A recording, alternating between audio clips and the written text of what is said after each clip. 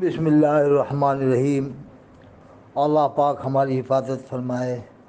یہ پڑھیں آپ، بڑی خبر، بہت خطرناک خبر آئی ہے۔ اللہ حفاظت فرمائے، اللہ حفاظت فرمائے۔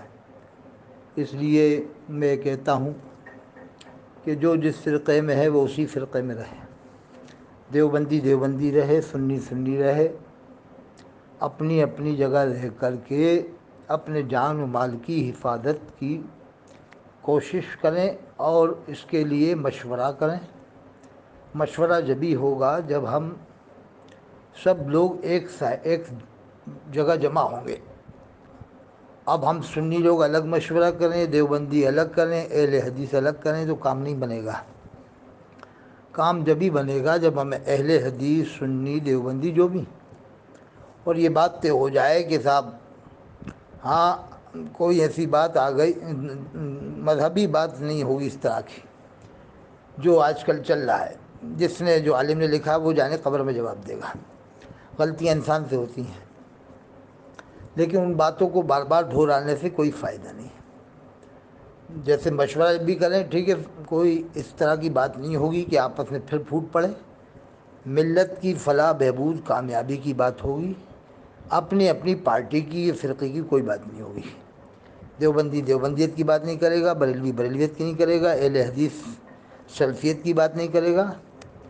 بات صرف اسلام اور مسلمانوں کی ہوگی، اور مشورہ ہوگا تو اس میں یہ بھی طے ہو جائے کہ اگر آپ کو کسی کے پیچھے نماز نہیں پڑھنا، آپ مت پڑھو۔ دیوبندی دیوبندی امام کے پیچھے پڑھ لے، سنی سنی امام کے پیچھے پڑھ لے، یہ بھی ہو سکتا ہے۔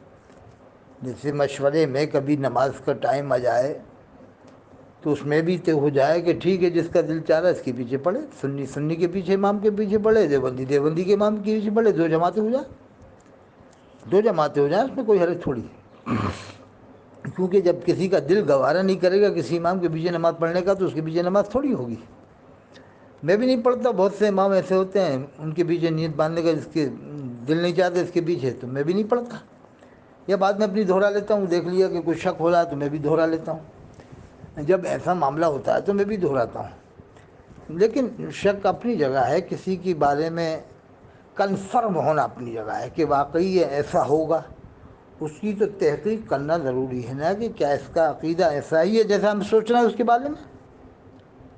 تو یہ بہت نازک مسئلہ ہے، دیوبندی، بریلوی، اہل حدیث، مودودی، یہ بڑا نازک مسئلہ ہے۔ اب آپ اگر لڑکیوں کے پاس جائیں گے، عورتوں کے پاس جائیں، جیسے جہاں دیوبندیوں کا گڑھ، اب وہاں لڑکیوں کے پاس جائیں، عورتوں کے پاس جائیں، وہ عورتیں جو عورتیں ہوں، جیسے مرد نہ جائیں عورتیں جائیں، یا مرد بھی اگر کبھی ایسا موقع آ جائے جو رشتہ دار ہوں، جیسے کہ ٹھاکر دوارا میں دیوبندی بہت ہو گیا، اب وہاں جا کر مرد پردے میں لڑکیوں سے پوچھیں، دیوبندی لڑکیوں سے، کہ تم کچھ جانتی ہو دیوبندی بریلوی، تم کون ہو، دیوبندن ہو بریلوی ہو؟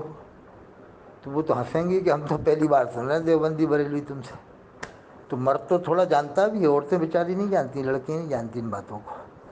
اب پھر ایسی سنی لڑکیوں سے پوچھا جائے، کوئی آدمی جا کے پوچھے سنی لڑکیوں سے کاشی پور میں یا کہیں بھی جا کے کہ تم جانتی ہو دیوبندی بریلوی کون ہوتے ہیں؟ وہ کہیں نہیں جانتے ہم، بس اتنا جانتے ہیں کہ نیاز فاتح وہ کرتے نہیں ہیں جماعتی لوگ، باقی اور باتیں نہیں جانتی، عام طور سے لڑکی ہیں، جانیں گی بھی تو تھوڑا بہت موٹا موٹا معاملہ، لیکن گہرائی والی بات لڑکی نہیں جانتی بیچاری، اور مرد بھی نہیں جانتے عام طور سے۔ مرد کچھ بھی جن سنکھیا لگائیں تو مرد بھی نہیں جانتے کہ کیا دیوبندی، کیا بریلوی، کیا لڑائی، کیا جھگڑا ہے۔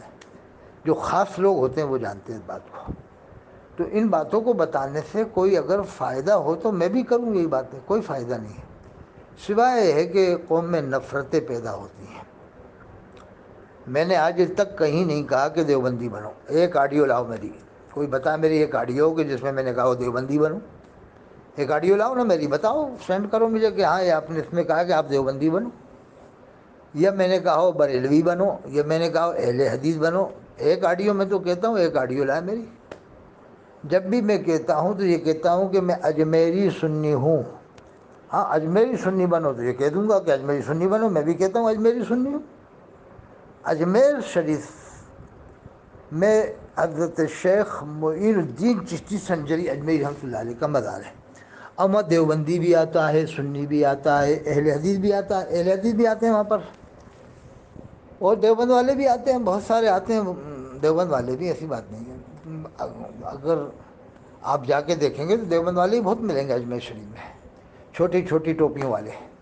تو وہ مجاور لوگ کسی پر پابندی نہیں لگاتے کہ دیوبندی نہیں آ گئے یہاں پر، ایسا بورڈ نہیں لگایا مجاوروں نے کہ یہاں پر اہل حدیث نہیں آئے گا، دیوبندی نہیں آئے گا، سب کو پرمیشن ہے وہاں۔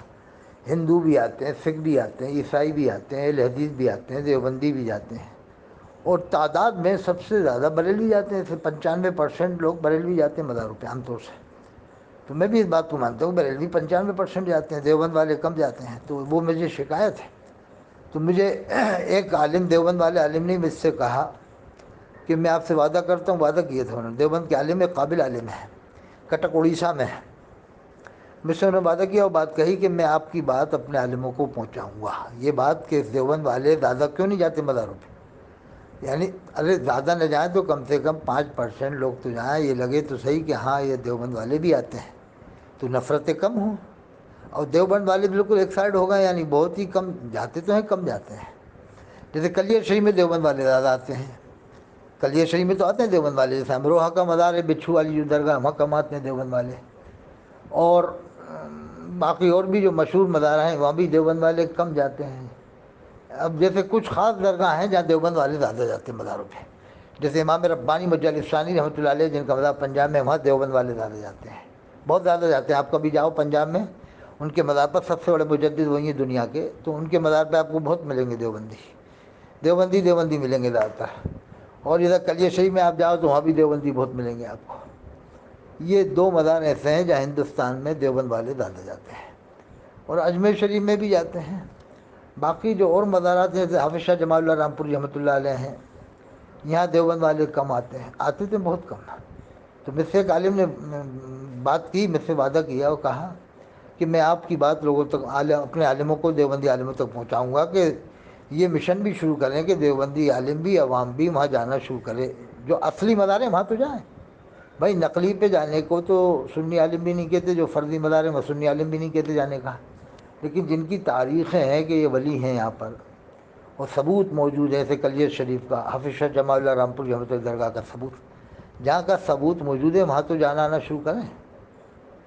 سمجھ میں آئی بات آپ کے؟ تو نفرتیں کم کرنے کے لیے ہم بھی کوشش کرتے ہیں، اور میں بھی، ایسی بات نہیں ہے، میں جو ہے کہ مجھے بھی بعض جگہ ایسے چڑ ہو جاتی ہے، جو دیوبند والے جہاں ٹائٹ نظر ہوتے ہیں نا، تنگ نظر، مجھے ان سے بھی شکایت ہوتی ہے، لیکن بھائی لڑ نہیں سکتے نا، لڑیں گے تو پھر غیر مسلم تماشا دیکھیں گے، تو برداشت کرنا پڑتا ہے۔ تو دیوبند والوں میں بھی کمی ہے، سنی لوگوں کے میں بھی کمی، دیکھو سب میں کمی ہوتی ہے، ہمیں کمی کو اچھے ڈھنگ سے دور کرنا ہے اور اپنی اپنی کمی ماننا ہے، یہ نہیں کہ بھئی ہم ایک ہی طرف کی کمی مانیں، دونوں طرف کے اندر کمی ہے، اور ہمیں اپنی بہن بیٹیوں کا خیال رکھنا ہے کہ سنیوں کی بھی لڑکی ہیں، دیوبندیوں کی بھی لڑکی ہیں، بیچاری ان کا کیا ہوگا، تھوڑا آپ گہرائی سے سوچو کہ بیچاری ان کا کیا ہوگا۔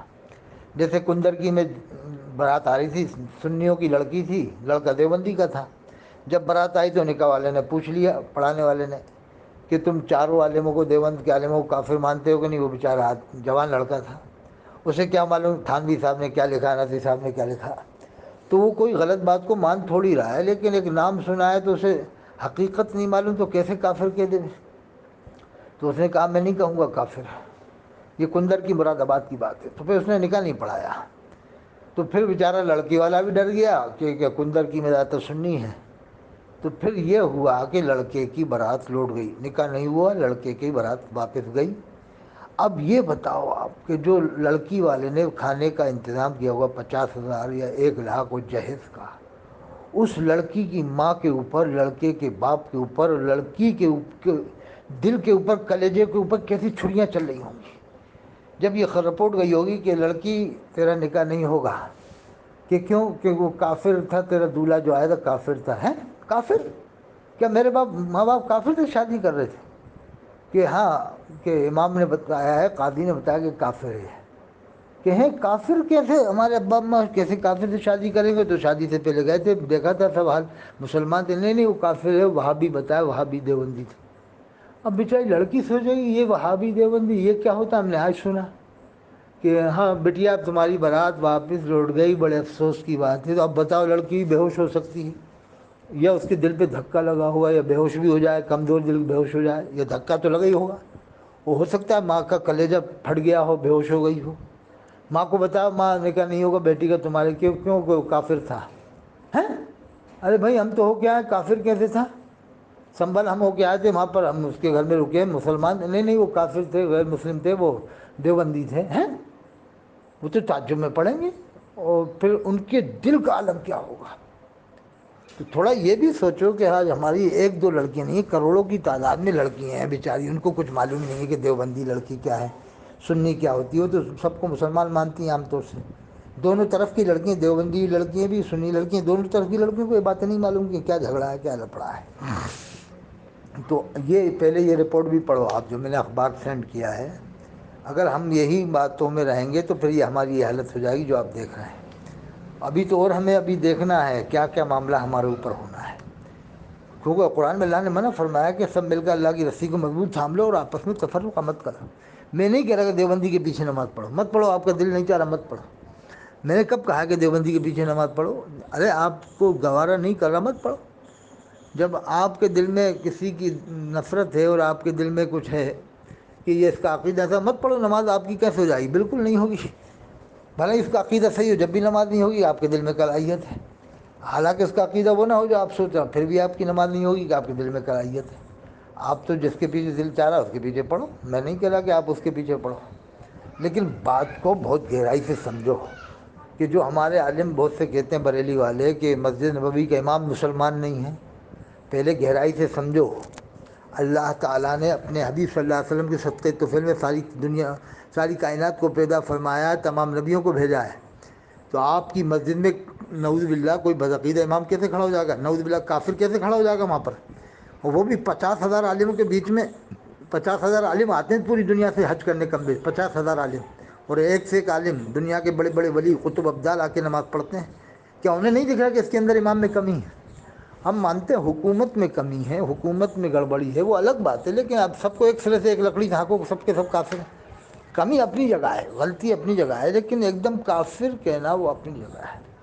تو ہاں مانو کمی ہے، لیکن امام کے بارے میں ایسا عقیدہ رکھنا، امام تو مجبور ہے نا حکومت کی وجہ سے۔ ایک امام نے حق بات کہہ دی تھی وہاں پر حکومت کے خلاف، تو اس کو جیل میں ڈال دیا تھا۔ وہ امام کا بیان آیا تھا، آپ نے دیکھا سوشل میڈیا پہ، دیکھنا آپ بیان، اس نے حق بات کی، حکومت کے خلاف بات کی تھی، اس کو جیل میں ڈال دی تھا۔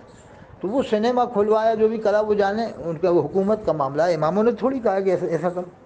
بات کو گہرائی سے سمجھو۔ اللہ کے رسول صلی اللہ علیہ وسلم کا روضہ شریف بالکل پاس میں ہے، اور وہیں امام کھڑا ہوا ہے، قریب میں امام کھڑا ہوتا ہے، نماز پڑھاتا ہے، اور اللہ کے رسول فرماتے ہیں روضۃ من ریاض الجنہ، اللہ کے رسول صلی اللہ علیہ وسلم کی قبر انور سے لے کر وہ جگہ جہاں امام کھڑا ہوتا ہے وہ جنت کی کیاریوں میں سے کیاری ہے۔ تو اس جگہ بدعقیدہ کیسے کھڑا ہو سکتا ہے؟ اللہ کے رسول نے تو جنت کی کیاری فرمایا اس جگہ کو۔ تو میں یہ کہہ رہا ہوں کہ جس کا عقیدہ جیسا ہے اس کو وہیں رہنے دو۔